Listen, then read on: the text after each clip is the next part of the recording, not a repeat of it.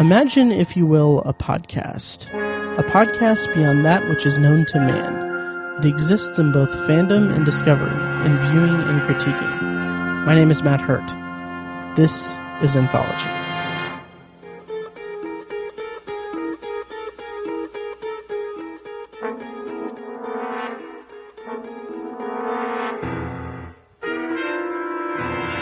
Hello and welcome to Anthology, presented by ObsessiveViewer.com. If this is your first time listening, Anthology is a podcast exploring science fiction anthology storytelling during television's first golden age, beginning with The Twilight Zone. Each podcast, I share my thoughts on an episode of this iconic series as a first-time viewer, as well as share some trivia about the episode. I then end each podcast with a bonus review of a movie or show related to the week's episode. You can find more of Anthology at anthologypod.com, and if you want to contact me, like the Facebook page at facebook.com/anthologypod, tweet me at ObsessiveViewer, send an email to matt@obsessiveviewer.com, or call and leave me a voicemail at 317-762-6099. If you like what you hear and want to support the podcast, please head over to iTunes and leave a rating and review. The more ratings and reviews I get, the easier it will be for people to find the show in iTunes' search results. Also, if you wish to support Anthology with your wallet, there's a donate button on anthologypod.com and a link in the show notes of this episode. Every donation made using that donate button goes directly toward the fees to keep the podcast running, and they are very much appreciated. Today on the podcast, I'll be discussing Nightmare as a Child. It's the 29th episode of the Twilight Zone's first season, and it aired on April 29th, 1960. And for this week's bonus review, I'll share my thoughts on the 1963 movie The Yellow Canary, written by Rod Serling. But first, I just want to say thank you to everyone who came to Shocktober in Irvington, the event that my friends and I over at the Obsessive Viewer host once per year in the Irvington area of Indianapolis, where we rent out a theater and screen short horror films from local filmmakers. If you're interested in Shocktober in Irvington and couldn't make it, then you can check out the Obsessive Viewer podcast feed for the audio of it. That should go up later this week. Okay, so before I get started on my review of this episode, I'm going to go ahead and read a summary from the Twilight Zone Companion by Mark Secree. As usual, these reviews and the summary and everything going forward is going to be extremely spoiler heavy for Nightmare as a Child. So if you haven't seen the episode yet, go check it out on Netflix, Hulu, Amazon Prime, anywhere you can find it, or DVD. All right, so consider yourself warned. Coming home from work, school teacher Helen Foley encounters Marky, a strangely serious little girl, on the stairs outside her apartment. She invites her in for a cup of hot chocolate and finds that the child seems to know her, and is particularly insistent on jogging her memory about a vaguely familiar-looking man she saw earlier that day. This does not seem important until the same man arrives at Helen's door. Frightened, Marky runs out the back way. The man is Peter Selden, who worked for Helen's mother when Helen was a child, and who claims to have been the first to find her mother's body after she was murdered, an event Helen witnessed but has blocked from her conscious mind. When she mentions Marky, Selden remarks that this was Helen's nickname as a child and shows her an old photo of herself. She and Marky are one and the same. After Selden leaves, Marky reappears. She is Helen, and she's here for a reason, to force Helen to remember her mother's death. Just then, Selden returns. He confesses to the murder and explains that he has tracked Helen down in order to get rid of the sole witness to his crime. He lunges at her, but she manages to get out to the hallway and push him down the stairs, to his death. Thanks to the intervention of Marky, who was in fact no more than the part of herself that she did remember, trying desperately to save her, Helen survives. Okay, so before I get to my review, I'm going to go ahead and do a talent rundown of this episode. So this episode stars Janice Rule as Helen Foley. This is her only episode of The Twilight Zone. However, she did appear in one episode of Journey to the Unknown back in 1969 in the episode titled Stranger in the Family. And as far as I could tell, that was her only science fiction anthology credit aside from The Twilight Zone. And she also appeared in the movie The Swimmer, which I will be covering soon in the near future on this podcast as a bonus review. And after she gave up acting, rather, in the early 90s, she became a successful psychotherapist in Manhattan, which I thought was kind of interesting, especially given this the context of this episode. It's kind of unique and kind of interesting. Also appearing in this episode is Terry Burnham as Marky. This was her only episode of The Twilight Zone, and she retired from acting back in 1971, and she died in 2013 from a cardiac arrest, and she also had diabetes and some other medical issues. And this is, from what I can tell, this is an interesting topic for Twilight Zone fans, and this is kind of a point where this podcast becomes interesting or maybe insufferable. I don't know, because I'm discovering this fandom or this world of the Twilight Zone fandom at my own pace. So this is all new to me. What I mean by that is that this actress became an obsession for fans of the Twilight Zone, and it's really unique. Like, people collected her belongings, which sounds really morbid and really crazy. Like things like her belongings, photos, medical records, a bunch of different things. And this is all because she presumably didn't have a next of kin or anything. There's no family to claim these items or her personal belongings or anything. And the most interesting piece of trivia about her is that when she passed away, her remains were kind of just in stasis or in limbo in Los Angeles. And so the way that it works is that when someone passes away in Los Angeles, people, their next of kin is notified. If they don't have a next of kin, or if no one comes forward, then there's after 3 years, the remains are cremated and end up in a common grave in Los Angeles County's public cemetery. Anyone is allowed, like, the people are allowed to buy the remains of people that have gone unclaimed after 2 years, apparently. And the remains of Terry Burnham were purchased, and this is bizarre. I'm sorry. Okay, so her remains were purchased by a fan of the show, Ruben Phoebus, and he received the authorization to have her ashes transported to New York, where he lived, and he paid apparently $340 for the cremation. And this is just a really interesting thing. She ended up being, her remains were buried in an actors and performers cemetery in Westchester County, New York. And so it's not like he was collecting them as some morbid fan thing. Like, there's a quote here that says, quote, "Even if you don't know the person, you develop a relationship," as strong as that sounds, when in reference to him pursuing an autograph for her, of hers, for about 15 years. Like, he goes on to say, quote, "I became disgusted with myself. Here I am chasing an autograph. That's a person, not an autograph. She's a human being with hopes and dreams just like anyone else." So that's kind of an interesting piece of trivia about this actress. And I've seen this kind of in passing on various Twilight Zone websites, and it's an interesting piece of trivia about this actress, who became somewhat of a recluse and introvert after she retired from acting. And that's a real shame, because as I'll get into my review, she was very talented. I thought that she did a great job in this episode, even though I don't know if that's a really widely shared opinion, judging at least from the Twilight Zone companion. So to round out the cast, Shepard Strudwick played Peter Selden, and this was his only episode of The Twilight Zone.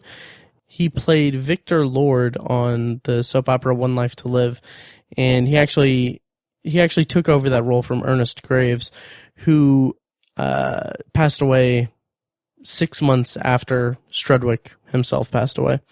So that's kind of an interesting piece of trivia, I suppose. Writer for this episode was Rod Serling, and I couldn't really find anything about his process with writing this, but this was an original Rod Serling script. And director for this episode was Alvin Ganzer. This is his third of 4 Twilight Zone episodes. The next and last we'll see if his work in the show is in the Mighty Casey here in a few weeks. All right, so now we've come to my feelings as a first-time viewer of this episode of The Twilight Zone. And what I want to start off by saying is that what I knew beforehand was nothing at all. I thought this episode was about evil children, and I just assumed that it was about evil children. I kind of had it in my head, I think is it Village of the Damned, I believe? A Village of the Damned type of story where kids decide to take vengeance on the adults in a town. I think I had those two, the plot of that movie confused with this, or what I understand of that movie, confused with this episode, judging from the title.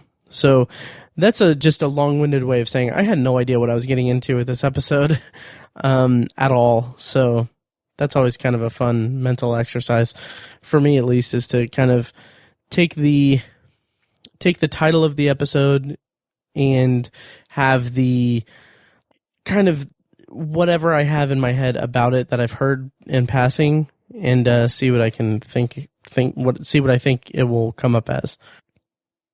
So to start off, on a technical level, this episode is kind of straightforward. There's not really much of anything that's really stands out in terms of the film technique or anything. It kind of, it's all secluded to one location, the apartment and the hallway as well. So there isn't really that much opportunity for inventive or exciting camera angles or camera tricks or anything like that. It's kind of just a straightforward play on display here between two characters, really two characters at a time, since the 3 leads aren't in the same room together in any scenes.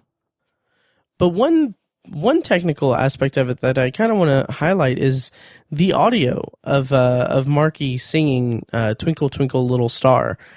It's such a simple idea. It's such a simple thing to just put in this kind of almost ghostly song of this little child singing the song. Like, it's so simple and so straightforward, but I thought that was pretty effective. It kind of makes the episode take on this very eerie kind of feeling. Like, that we know at that point, like right off the bat, this kid is not right. This kid, there's something up with this kid. And so that made it just feel kind of eerie and unsettling. And the fact that it's just a simple piece of audio just kind of makes its effectiveness, on me at least, all the more impressive. Now, of course, that could just be because I went into this episode expecting some creepy story of kids, controlling adults or killing adults or something like that. So maybe I brought in my own bias into it, but I thought that it was an effective tool to kind of, I wouldn't say ratchet up the suspense, because it's kind of, it barely hits the middle ground of suspenseful viewing. This episode does, but it kind of, it brings you into to a level in this episode that, for me at least, like it brought me to a point of interest in this episode, and it kind of hooked me into it more than the scenes with Helen and Marky, or the inclusion of Peter. So as far as the plot is concerned, in this episode of the Twilight Zone, the blocked memories angle, it's a really interesting one for the show to play with and explore. I really like the idea of a character with repressed memories who is unlocking a secret from their past. Like that in itself, in broad terms, is just a really intriguing concept for drama and for suspense. It's I don't know, that story element is something that I latch onto. Unfortunately, in execution of that plot element, the story of this episode just did not grab me that well. It didn't really grab me hardly at all that much. If you take away the Marky character entirely, the episode becomes this straightforward suspense story with a mystery at its center that it's almost purposely not concealed or hidden in any way. I mean, from the moment that Peter enters the scene, I mean, it's by design, by the writing of the screenplay. Like it's clear, like, yes, he's the man who murdered this woman's mother, and he's coming back to silence her or get a read on whether or not she remembers or whatever. Like he's there. He's not there for,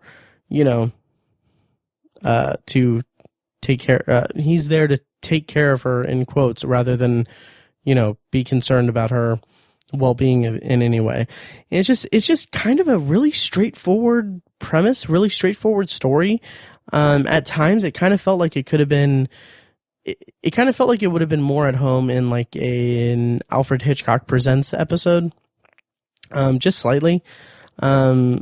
Because everything about it is so straightforward. That's not a knock on Alfred Hitchcock Presents, obviously, but I mean, it's played so straight and it's so grounded in reality. That's what I mean by that. It's such a grounded story without the Marky character that it doesn't quite feel like the Twilight Zone to me. It feels just like this story of this woman realizing, or unlocking a piece of her personal history. And there's nothing wrong with that. It just didn't hook me. It just didn't do anything for me. And it was kind of just straightforward. But the point of the entire episode, that's the mystery isn't necessarily the point of the episode. The point of the episode is how we deal with trauma and how we can heal ourselves of our emotional scars, whether it be by concealing our memories or blocking out memories, or if it's by creating, like, manifesting this person in front of us to help us cope with those memories and help us unlock those secrets of our that we hide from ourselves. And the Twilight Zone covers that aspect of the story pretty well. I really enjoyed the scenes between Marky and Helen. I thought that those were the standout sequences of the entire episode, and Terry Burnham's performance was phenomenal. I'll get to that in a bit, but the fact that the Twilight Zone handled that part of it well, the kind of supernatural part of it pretty well for me, that makes it so I can forgive the episode its weak mystery and kind of flat antagonist character. I can forgive it, but not too much. I still would have liked more mystery, along with the suspense or a little bit more depth to that story, because we're kind of introduced to this mystery of who killed Helen's mother by being introduced to the fact that her mother was murdered. It's kind of a sudden thing. It doesn't have room to breathe, for me or for the audience. And it raises some questions for me upon rewatching it. It just kind of made me wonder what Peter's intentions are. He hands her the picture of herself as a child, and at this point, it's almost as if he's trying to heal her memories. He's trying to, like, push her along to where she can remember what he is and what he did. And that gives the episode a little bit more of a sinister tint to it, because if he wants her to remember so that he has an excuse to kill her, that raises some interesting pieces of characterization that was left off the page and off the film, but it's something that can be thought about, like could be more suited for a nice thought exercise after it. Like, I just feel like there's something to the idea of him showing, like, trying to get her to remember. It's almost like the idea that he murdered someone is something that he's carried the weight of for so many years. And it's not that it would be guilt. It's not a guilt thing, because he doesn't seem very remorseful at all, obviously, because he tries to murder Helen. But the idea of the fear of the ticking time bomb that is Helen for him, it makes me more interested in the Peter character when I think about the Peter character rather than when I see the Peter character in the episode. Like, I'm putting together pieces in my head to flesh out that character when there isn't much there on the page or in the episode to really sink my teeth into. So that's on the episode, really. That's really on the episode for that. And I'm just trying to kind of maybe I'm grasping at straws, trying to find an in to get interested in the character. But I don't know. I like the thought experiment that he comes to Helen so that she would remember, so that he would have an excuse to kill her, so that he could murder her. But if you go with that route, that also makes me wonder why he wouldn't just straight up murder her. Why does she need to remember what it is before he murders her? Because if he knows that she has blocked out the memories, but she could very well remember at any time, you would think that he would just kill her outright instead of making her go through the trouble of remembering the fact that he murdered her mother. And enough time has passed, and I don't know what this says about me that I'm suggesting this, but enough time has passed that I don't think that it would seem like it was a related case. But I feel like I'm putting too much, I don't want to say logic, because that feels like it would come across very negatively on this episode, but I'm putting too much thought into the in the wrong area of this episode, into the motivations of characters that, frankly, the motivations weren't that well drawn out or that fleshed out, really. But the more sinister idea of behind this all is the fact that he's been keeping tabs on her. He's been following her and checking in on her from time to time. And if you kind of extrapolate that against the dialogue between Marky and Helen earlier, where Marky suggests that, have you ever seen someone that you think that you thought you recognized? I kind of like the idea of that Peter has been just following her around and stalking her for a long time, and she is so blocked out her memory of the night and of him that she sees this man occasionally just on the street in passing who is stalking her and watching her closely without even knowing that it was that it is what he's doing. Again, this is me putting more effort into the story than what is there in the episode, though. That's more me piecing things together. So I don't know where that leaves us, to be honest. But I will say, as far as the characterization of Helen, I thought it was fine. I thought it was okay. I really like how reluctant she is to accept the truth about Marky. Some of that could be seen as just padding the episode, making for dramatic detours or not detours, but padding out the drama a little bit. But I like how she's confronted with the idea that, okay, well, she's Marky. She can't be Marky because Marky's right there. Was just having hot chocolate. Like, all of these bizarre things are happening, and maybe it's the fact that there isn't much emphasis on the bizarre occurrences because the episode is trying to have its cake and eat it too by introducing this dramatic mystery element of the backstory of the main character, and also have this creepy, otherworldly or all-knowing child. It's like you don't really, when you're splitting between these two things, it doesn't really give you much time to really develop either one throughout the episode, especially with such a small runtime. But having said that, again, I like how reluctant she is to accept it, and I like how deflective she is about it. She's a very grounded character. She's very much, it seems almost as if the supernatural element of the story is not at all on her radar at all. It's just something that's like, okay, well, that can't be a picture of her because she just saw that girl, and she can't be experiencing this because it's not explainable. It's not logical. It's not something that is normal in her life. And Peter not being able to hear the song is something that she can't reconcile in her mind. When she delivers that line where she says, when she screams at Peter for not being able to hear Marky singing, it comes from a place of fear, and I like that. I like when a character has that type of motivation and that type of layer to their arc.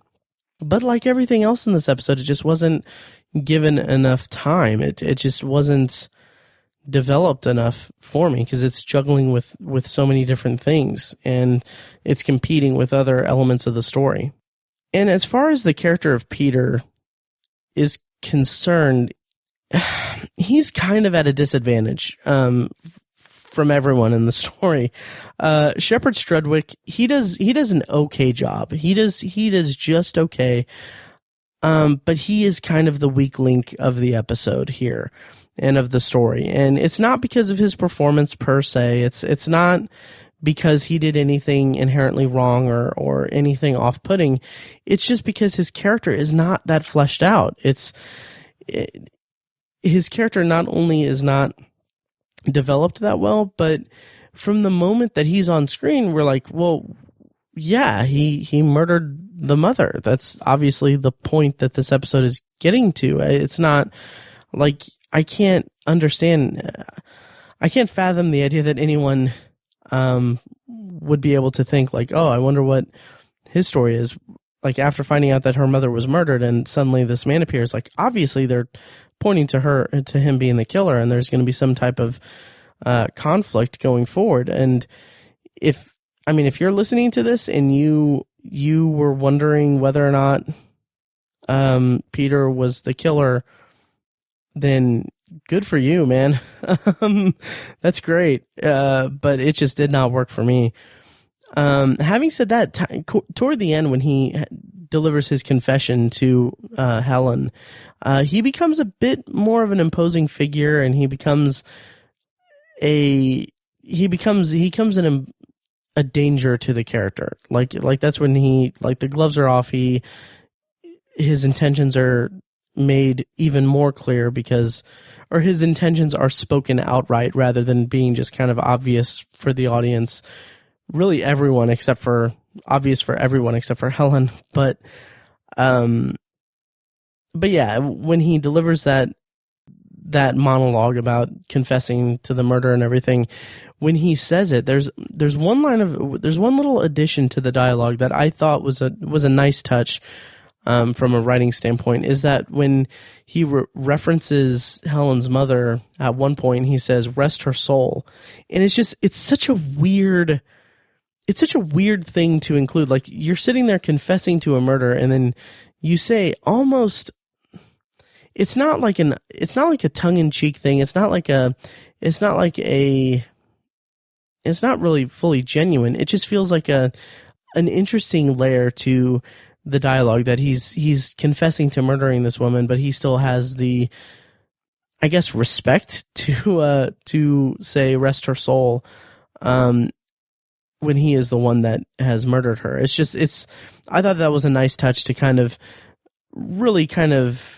make him more sinister than he would be otherwise. I thought that was a nice touch.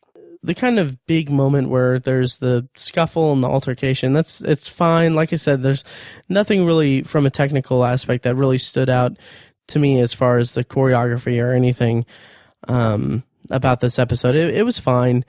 And the ending scene with not necessarily the ending scene, but the transition scene from the denouement scene, I guess, where the two police officers are speaking. First of all, just the fact that they explain the condition for the audience is that doesn't seem in keeping with the Twilight Zone at this point in my viewing of it. It really doesn't. It's just because they're attributing like normal logic and medical condition and mental health conditions to this story of a supernatural occurrence. And it just doesn't mesh with my expectations of the Twilight Zone, because they're assigning that, like, they're saying, yes, the Marky character was a manifestation of Helen's subconscious in order to, take her memories and show her memories to protect her and everything.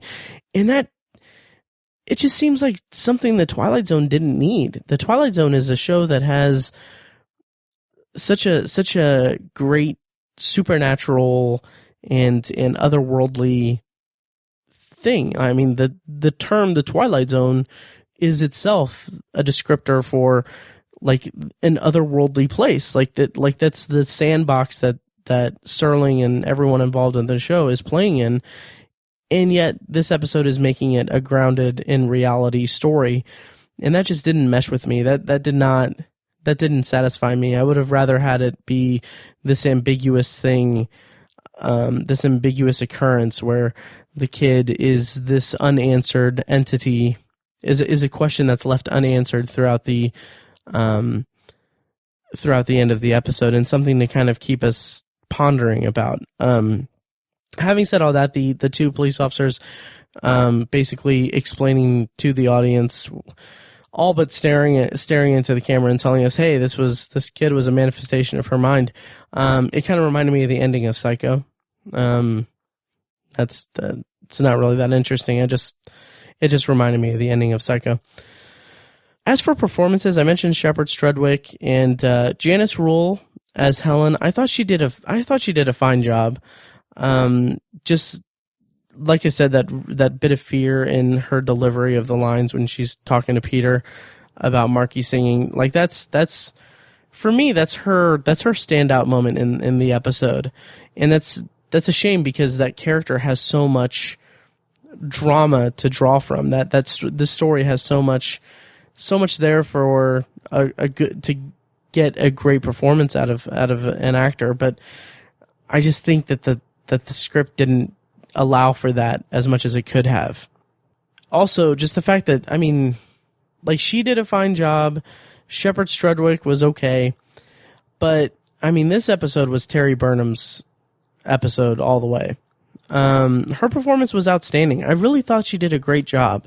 And if you disagree with me, tell me why. Like, I can see her being, like, kind of annoying and a little obnoxious. And there's clearly some, like, rough edits where they had to kind of cut around her, not her acting, but like it felt like there wasn't that much like room. Like there are a couple like really quick cuts where the camera cuts to a close up of her just reciting the lines, and it's clearly like they couldn't. I can't really say if this is the case, but it just felt like they couldn't get her performance right, so they had to work on it and get it later. Like there's no. Like it didn't, like in that instance and some other instances throughout it seemed more like they were shooting for her stuff, and then shooting Janice Rule's scenes around it, if that makes any sense. It wasn't that distracting, and I don't know if I'm articulating it that well. It just felt like there were some quick edits to close-ups of Marky speaking, which, I mean, that's what you get for child actors. That's the risk you run with child actors, is maybe they're not as versatile as an adult actor, obviously. Or for all I know, that could have been just a narrative choice or a conscious choice by Alvin Ganzer. I don't know. But as far as Terry Burnham's performance, as I said, it's really, really great. I really like the way that she is almost demanding of Helen. There's a manner to her delivery that just seems like she's in charge of this woman. And the woman could not be more confused about the situation, but she is demanding her to remember. It almost comes across at a couple times as if she's interrogating Helen. And then at other times,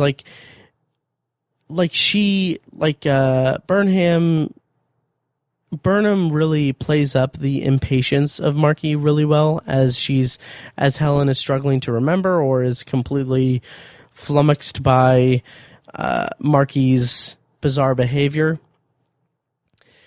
And then there's like an instance where Marky is terrified. It's when Peter arrives, or when Peter is walking up the stairs. She freaks out and she runs out the back door, and that's, I don't know, just the range of performance that they got out of Terry Burnham in this episode, I was impressed with. But having said that, I can see how she could be kind of annoying and a little obnoxious and everything. So, to each their own. Let me know what you thought of Terry Burnham's performance in this episode. I would love to hear some feedback on that. So, as far as like cultural subtext or the theme of the episode, as I kind of alluded to or said earlier in the review, this episode seems to be pretty much about overcoming trauma and how your mind or the Twilight Zone itself can be a healing factor to that. It can heal your emotional scars, and it can protect you from well, in this case, from your physical demise, but also it can protect you from, living an guarded and life life of mystery, with mystery surrounding a pivotal moment of your life, I guess. And another thing that I want to give credit to this episode for is that the first act of the episode, the writing is pretty great. The first act can be viewed as simply a woman alone in her apartment after seeing a man she thought she recognized on the street. And the way that the writing is handled, and the way that everything is conveyed in that first act, like you can erase Marky from the entire first act, and this episode becomes an episode about a woman reflecting on the weird familiarity she had with a guy passing on the street. Like, if you view it this way, the dialogue between her and Marky can be kind of a personification of her inner monologue while she pieces together her memory. So I just thought that, like, you can find ways to ground this even further in reality, is what I'm trying to say. And I thought that the writing in that instance was pretty strong. And I enjoyed that aspect of it, as much as I could, at least. This episode I wasn't too keen on overall, but I found bits and pieces to enjoy about it. Trivia for this episode, I only have a few things. The little girl at the end of the episode that Helen speaks to after everything has happened, that's the acting debut of Morgan Brittany, who was apparently known for her role in Dallas, the TV show. Someone interesting. I never watched Dallas. It was a lot before my time, so I was never really one for that show. Also, the character of Helen Foley, the name, has a couple pieces of interesting trivia attached to it. In the It's a Good Life segment of the Twilight Zone movie, the main character is named Helen Foley, and she also portrays a school teacher. And Helen Foley was also the name of one of Rod Serling's favorite teachers at Binghamton High School. And also the main performance theater at that school is named after her. So overall, this episode has its, I don't know if I want to say highs and lows, but it has its heights that meets its kind of bits of a little bit above average for me. There's a better way to word that. This episode reaches above average status to me here and there a little bit, but it also has its lows, and it's a little bit of a disappointment for me. Terry Burnham's performance is the best part of the episode by far for me, and even with that performance and that element to the story that I kind of thought was interesting, the episode, other than that, didn't really grab me as much as I would have liked it to, and that's unfortunate. But I mean, it's bound to happen. There was just something I couldn't really connect to in this episode. Okay, before we move on to this week's bonus review, here's a highlight from episode 175 of The Obsessive Viewer. It's a weekly movie and TV podcast that I host with my friends Mike and Tiny over at obsessiveviewer.com. You know, there's 3 or 4 big battle scenes in Braveheart, and this was comparable, if not exceeds, any one of those. Mm-hmm. And this is one episode of a TV show that has 67 episodes. You can find The Obsessive Viewer on iTunes, Stitcher, Google Play, and at obsessiveviewer.com. And you can find the episode you just heard a clip from at obsessiveviewer.com/OV175.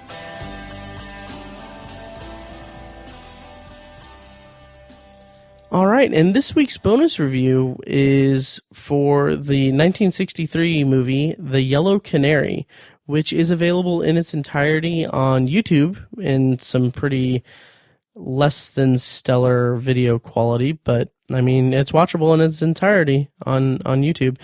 And I highly recommend getting like a Chromecast or Amazon Fire Stick or something, because I just cast it to my TV from my phone, and that works really well.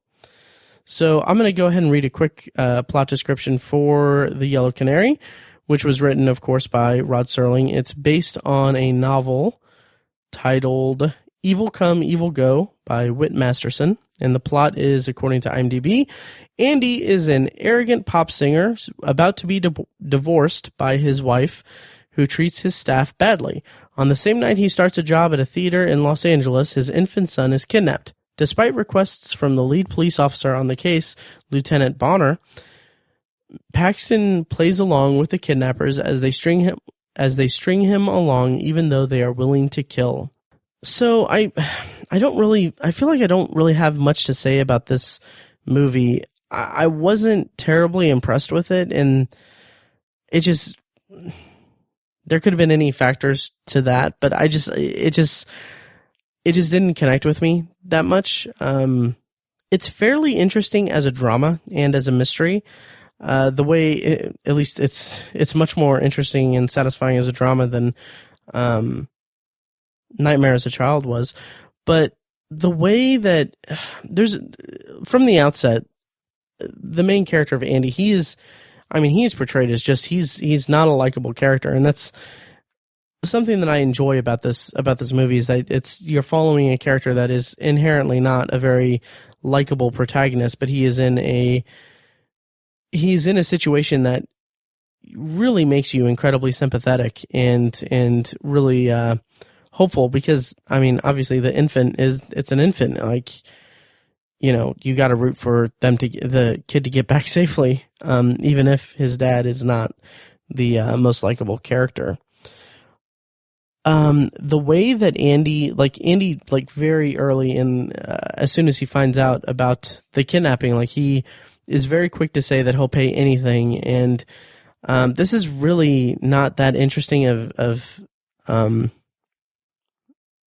a takeaway from that, but it reminded me vaguely of the Kurosawa movie High and Low, which dealt with a kidnapping and upper class versus lower class, and the class struggles and things. I haven't seen that movie in a long time, but I remember liking it quite a bit, and this movie doesn't really. I was sitting there thinking of other movies while watching this movie, so that should tell you how I felt about The Yellow Canary. But really, at the end of the day, not much about this movie really stood out to me from a plot perspective. But I will say that the dialogue itself is just tremendous. It's really great dialogue.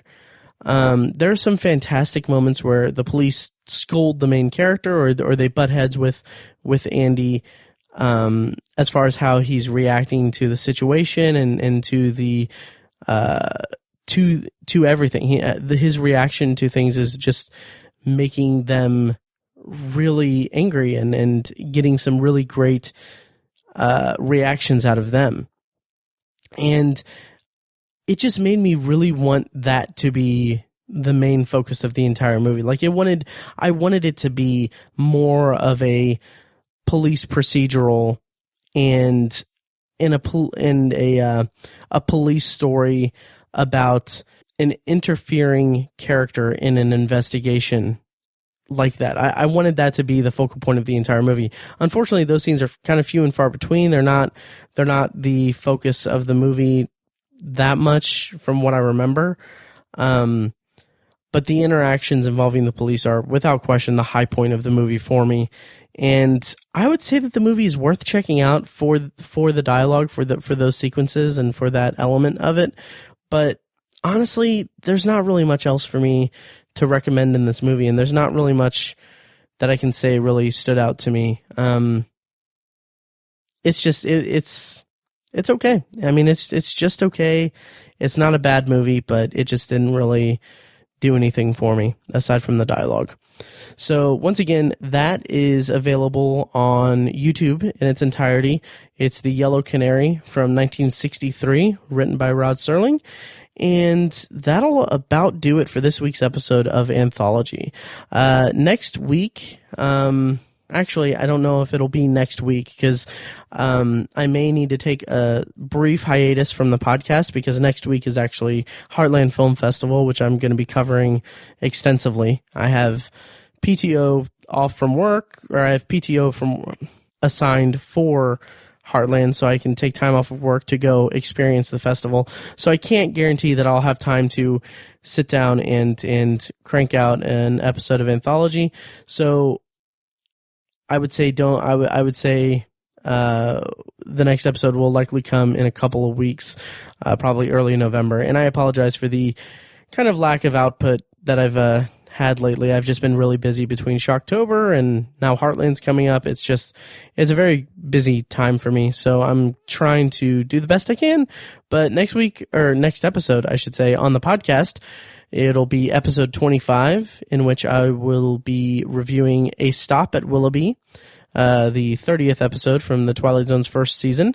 And that's an episode that I'm really looking forward to. I don't know that much about it, but what I do know about it is that it is something that seems like it would be right up my alley and something that I'll be really excited to review here on the podcast. And for my bonus review in that episode, I'm going to be reviewing Patterns, the 1956 Rod Serling movie. And I'm really excited for that as well. So, having said all that, once again, if you like what you hear, please leave a review on iTunes and a rating. And if you really like what you hear, please donate to the podcast at anthologypod.com. Just click the donate button or check the show notes of this episode or past episodes.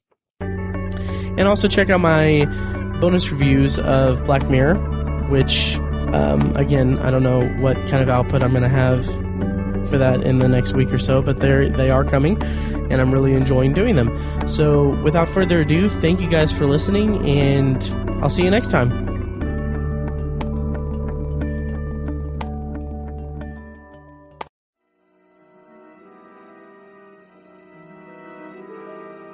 Thank you for listening to Anthology, presented by ObsessiveViewer.com. You can find more episodes at AnthologyPod.com, and you can subscribe to the show on iTunes, Google Play, Stitcher, or your preferred podcast app.